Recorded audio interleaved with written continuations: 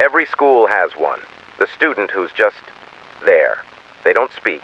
They don't raise their hand. They never ask to borrow a pencil.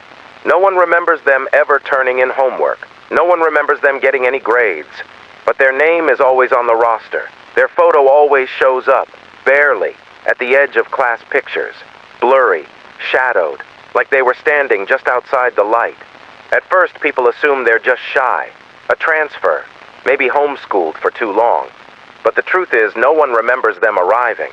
Not the teachers, not the front office, not even the principal. They're just part of the school now. 2 weeks ago, things started to change. It began during lunch. A soft humming, barely noticeable, filled the cafeteria. Most students thought it was the old air vents. But 3 students stood up at once, trays crashing to the ground, and walked straight into the hallway, eyes blank, mouths open. They were found minutes later, standing in front of the janitor's closet, whispering in unison, "You are not supposed to be here." They didn't remember doing it. They didn't remember anything at all, just a cold pressure behind their eyes. A day later, the silent student walked into the library and tore every clock off the wall. When a teacher confronted them, they said something no one could quite remember, but it made the teacher cry so hard she had to be hospitalized for dehydration. That same night, a group of students claimed their dreams changed. No faces, no voices, just a dark classroom, desks facing an old television playing static. On the board, the same sentence written again and again, "You will forget." One girl woke up screaming, her mouth full of shredded notebook paper. Then came the drawings. They started appearing on locker doors, on mirrors, under desks. Twisting symbols that looked like someone had tried to write in cursive using a language that doesn't exist. Teachers tried to scrub them off. They reappeared. The janitor quit after his mop started leaving blood-colored streaks across the symbols, even though the floor was clean. The quiet student never reacted. They just sat in the same seat every day, at the back of every classroom, watching like they were waiting for a signal. Then, last Friday, during a surprise fire drill, the alarms didn't go off.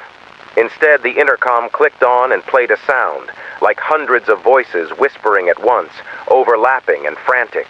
Every student froze, except one. The quiet kid stood up, walked to the center of the gym and raised their hand.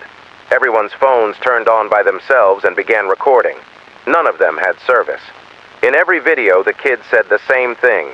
The switch is almost complete. Afterward, half the students said they had a headache.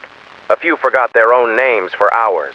One boy spoke only in reversed speech until the next morning. Since then, the school has banned all mirrors. Some students said they saw something standing behind them when they looked, something wearing their face but not blinking. The school denies everything.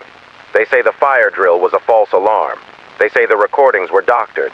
They say the drawings are graffiti. But they also issued a strange new rule. If a student is present in your classroom but not on your attendance sheet, do not question it. Do not address them. Do not speak their name out loud.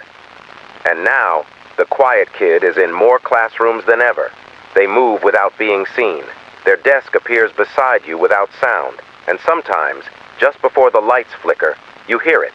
Beneath the hum of the projectors or the buzz of the fluorescent bulbs, a whisper, right behind your ear. You're next.